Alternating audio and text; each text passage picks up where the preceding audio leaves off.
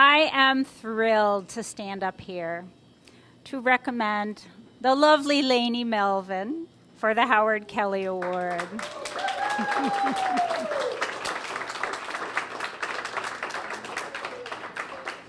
So a few of these facts may blow your mind, but, well, the first thing I learned, I did a bunch of research. I went to the Durham library, and there's some old records about the Durham Co-op, and I hope this is all true, but it said Lainey was actually trained as a medical tech.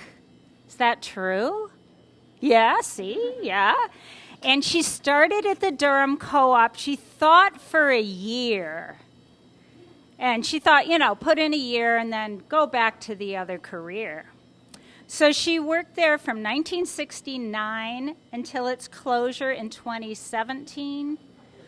48 years. 48. It's truly amazing. Think of all the energy it takes if you work with children or grandchildren for even an hour. And Lainey did it for 48 years. I know. Now, we all know she was paid, but we also know it was the Durham Co-op, so it was probably below poverty level pay. And that didn't even begin to cover all of the energy, time, and kindness that she put forth. Every child was treated with the same love when they entered the door, and she especially loved the challenge of the introverted child or the one who was a bit harder to handle. Now, my son was the introvert, and my favorite thing, we had our little conference, and I always remember this because she said, Sam doesn't walk to the beat of a different drummer. He is the different drummer. And you know what? He still is. And he's a musician to beat. So under her guidance, the co-op provided play-based education for hundreds and hundreds of Durham's children.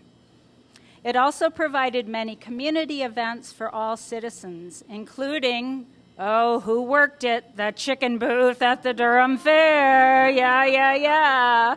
So that went on for over 25 years. Think about that. And Lainey was always there working it. We also had the Kitty Capers Fair and fun movie nights. She introduced children and parents alike to the joy of learning and to all that Durham has to offer. I remember the kids going up to Greenbackers and seeing how they swept the manure out of the barn, and good stuff. She truly taught generations of townspeople.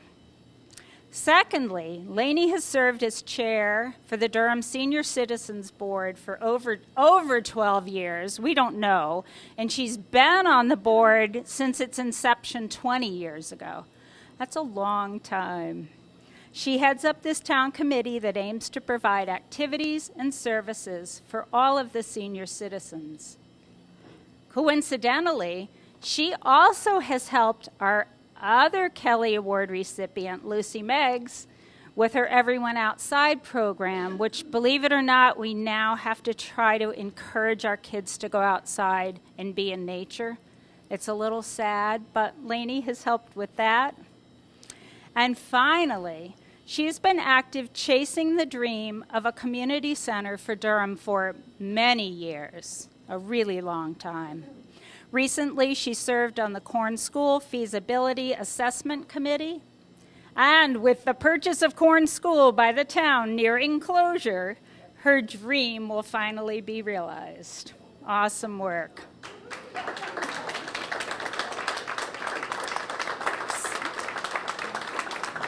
So I brought a special friend with me tonight who's going to say the last couple words. People who went to the Durham Co-op know this friend. Oh, my goodness. Orson! So this is my son's. My son loved Orson so much at the co-op we had to get one. So Orson would like to say, Lainey is a perfect model of a good citizen.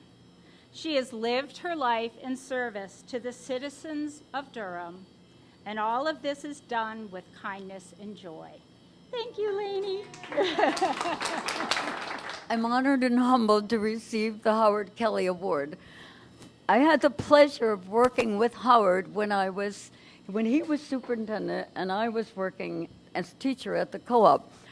And I think I bothered him a lot because I would say, you know, do you think we could bring the kids over and listen to the band as they play and they could learn about the instruments? And he'd say, it's a great idea, come on. So we get that. Then we'd go to a high school play, the dress performance. But the best thing was I said, well, Howard, they're going to be getting ready for kindergarten pretty soon, and they're a little bit anxious. And wouldn't it be a great thing if we could take them on a trip to the kindergarten, which they were all in Brewster School at the time, so it wasn't really a complicated thing. Well, and he said, yeah, I think, you know, it'll help them get over their anxieties.